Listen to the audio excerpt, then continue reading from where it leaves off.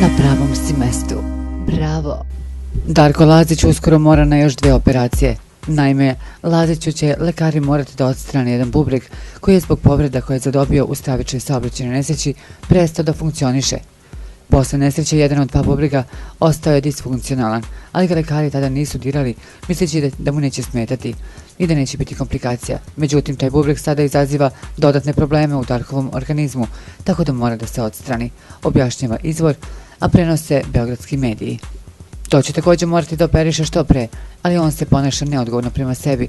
U posljednje vreme Darko ne ide redovno na obavezne terapije i kontrole.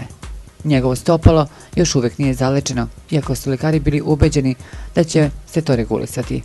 Darko uopšte ne osjeća stopalo i ne može da se osloni na njega. Da je slušao savjete i instrukcije lekara i da je išao na terapije i fizikalne vežbe, to bi sada već bilo rešeno. Međutim, on je sve radio suprotno, tako da će trpeti posljedice, rekao je izvor.